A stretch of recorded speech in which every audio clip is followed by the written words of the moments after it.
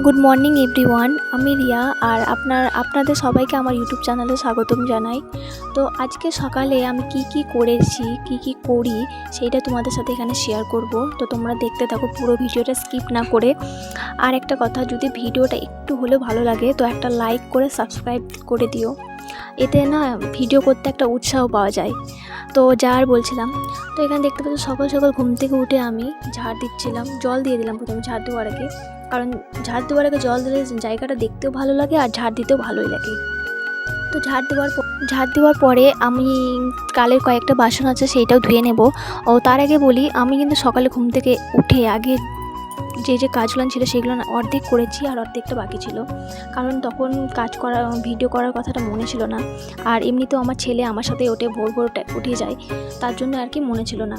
তো এখানে ঝাড় দিচ্ছি, আর এখানে যে সাইকেলটা আছে সেটা আমি এখানে সরিয়ে দিলাম যাতে ঝাড়টা দিতে সুবিধা হয়। তো ঝাড় দেওয়ার পরে আমি এখানে কয়েকটা বাসন ছিল সেই বাসন ধুয়ে নেব। বেশি বাসন ছিল না, তবুও ধুতে হবে।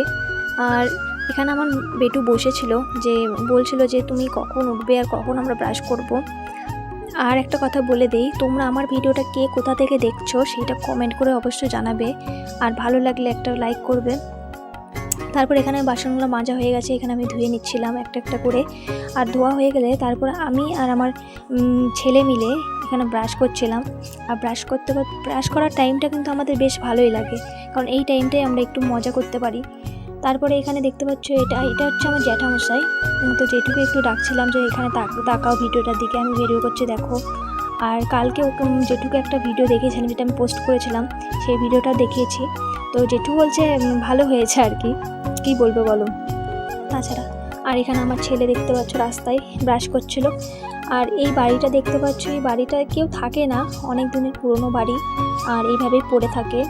আর এই বাড়িটা কিন্তু আমাদের রাস্তার মানে বাড়ির সামনেই বাড়ি এটা আমাদের। তারপরে এখানে আমি আর আমার ছেলে মিলে মুখটা ধুয়ে নিলাম। তারপর আমি আমার মুখটা একটু ভালো করে দেখছিলাম কেমন লাগছে দেখতে। তো দেখা হচ্ছে স্নান করে, আর স্নান করে আমি এখানে চলে এসেছি। আর আজকে জানো তো অনেক দিন পর আমি শাড়ি পরলাম। এমনটা না যে শাড়ি পরতে ভালো লাগে না, শাড়ি পরতে ভালো লাগে, কিন্তু শাড়ি পরে আমি বেশ কাজ করতে কমফোর্টেবল না, তার জন্যই পরা হয় না। তো তারপর এখানে সকালে আমার ছেলেকে যেটা খাওয়াবো আর কি, এখানে আমি বানাচ্ছি আজকে ময়দা দিয়ে চিনি দিয়ে। চিনিটা কিন্তু বেশি দেওয়া নেই, অল্প পরিমাণে দেওয়া আছে, কারণ চিনি যদি না দেওয়া যায় না খেতে কিন্তু অতটা ভালো লাগে না। আর এটাতে দেওয়া আছে, ময়দা দেওয়া আছে, একটু চিনি আর একটু নুন দিয়ে ওটা জল দিয়ে ভালো করে ব্যাটার তৈরি করেছিলাম আর কি। আর এই খাবারটা দেখতে যতটা সুস্বাদু মনে হচ্ছে, খেতেও কিন্তু তার থেকে বেশি সুস্বাদু লাগে। আর আমার ছেলের পছন্দের একটা খাবারের মধ্যে এটাও পড়ে। তো তারপর দেখতে পাচ্ছ আমি এখানে চা বানাচ্ছিলাম, যেহেতু আমার হাজব্যান্ড বলছিল যে ওর গলাটায় ব্যথা করছে, ও চা করতে বলছিল আর কি। তো আমি ভাবলাম চাটা যখন করছি সবার জন্যই করি। তো এখানে দেখতে পাচ্ছ চায়ে আমি প্রথমে আদা বাটা দিয়ে দিলাম, তারপর একটু গোলমরিচ দিয়ে দিয়েছিলাম। আর এটা খেলে গলা ব্যথা আর গলার যে কাশিটা আছে সেটাও কমে যায়। তো এখানে তারপরে জলটা যখন একটু ফুটে উঠলো, তখন আমি চা পাতাটা দিয়ে দিলাম। আর চা পাতা দেওয়ার সাথে সাথে গ্যাসটা অফ করে দিয়েছিলাম, কারণ বেশি জাল দিলে লাল চা বেশি জাল দিলে না তেতো হয়ে যায়, তার জন্য। তো তারপরে ফাইনালি আমি এখানে খেতে বসেছিলাম। খাওয়ার আগে আমার একটা ওষুধ ছিল, সেই ওষুধটা আমি খেয়ে নিচ্ছিলাম।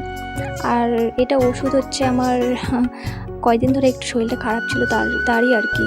শরীর খারাপ বলতে কয়দিন ধরে আমার বেশ বুকটা ব্যথা করছিল, তার জন্যই এই ওষুধটা নেওয়া আর কি।